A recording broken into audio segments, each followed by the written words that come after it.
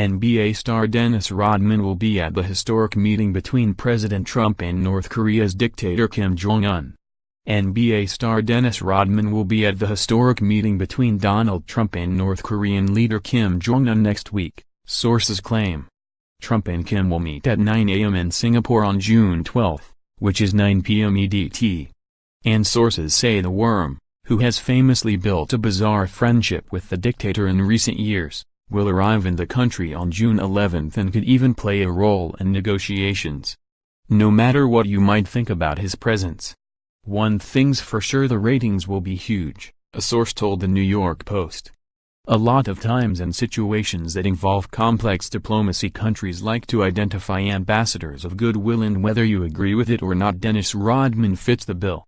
Darren Prince, Rodman's rep, said the basketball legend had talked about it but had not made any travel plans to Singapore, although he said he was willing to go if the world leaders wanted his input. Prince said Rodman had been stung by the U.S. reaction to his trips to North Korea and bromance with Kim in the past. It seemed like everyone, in the U.S., turned on him, and now things seem to be happening, so he's just happy it's happening. He's just hoping for a great historic outcome, Prince said. President Donald Trump said Friday after a meeting with the North Korean officials that he would attend the June 12 summit at the Capella Hotel, on Sentosa Island, and that he hopes will result in a nuclear non-proliferation accord with the hermit nation.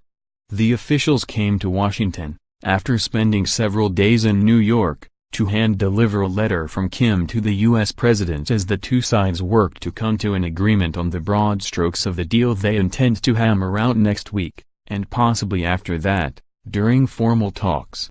This was a letter presentation that ended up being a 2-hour conversation, Trump told reporters on the South Lawn following the Oval Office meeting with North Korea's Kim Jong Un, the point man for North Korean nuclear talks.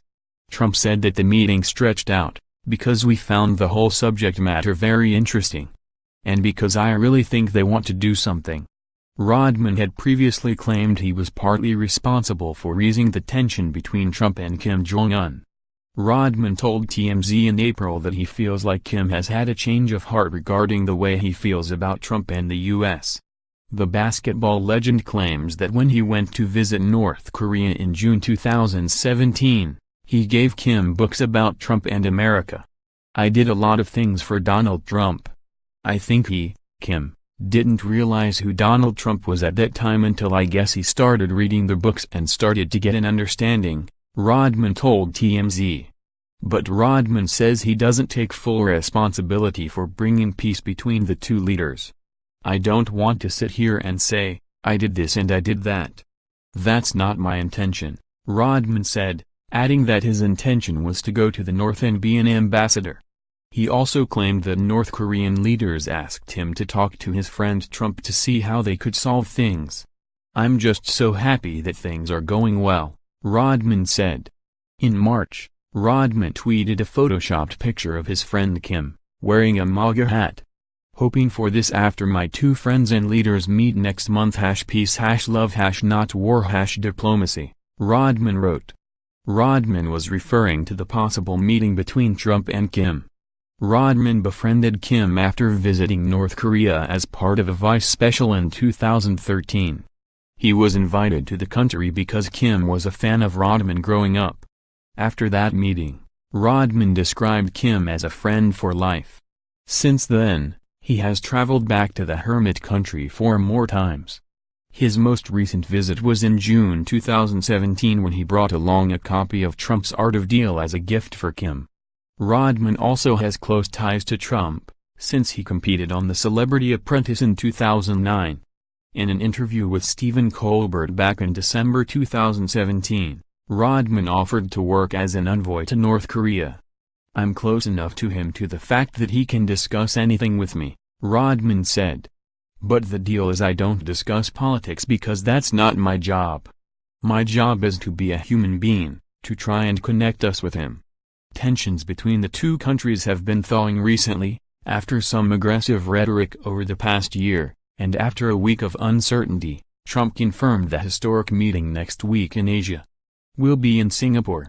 It will be a beginning," Trump said. I don't say, and I never said it happens in one meeting. You're talking about years of hostility, years of problems, years of really hatred between so many different nations, he asserted. But I think you are going to have a very positive result in the end.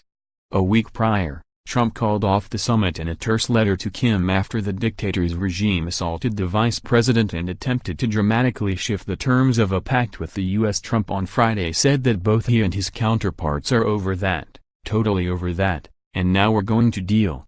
We're meeting with the chairman on June 12th. And I think it's probably going to be a very successful, ultimately a successful process. We'll see, the U.S. president added. Former North Korean spy chief Kim Jong Un led the North Korean delegation that met in the Oval Office with Secretary of State Mike Pompeo and Trump. The officials spent just over an hour at the White House before the president personally escorted Kim and his associates to their vehicles, pausing several times as he did for photo ops, before delivering an update to the press. The warm display indicated that Trump planned to resume talks with Kim Jong Un after abruptly halting them last week. Moments after their departure he said the face-to-face would happen as planned. You people are going to have to travel, because you'll be in Singapore June 12, he told assembled press. Trump said the initial face-to-face would be more of a get-to-know-you kind of a situation for he and Kim, who met on 2 prior occasions in Pyongyang with Pompeo. And I think we would be making a big mistake if we didn't have it, he said. The U.S. has stipulated that any deal with North Korea has to have a baseline of complete and verifiable denuclearization. I think they want to do that. I know they want to do that. They want other things along the line, Trump on Friday said.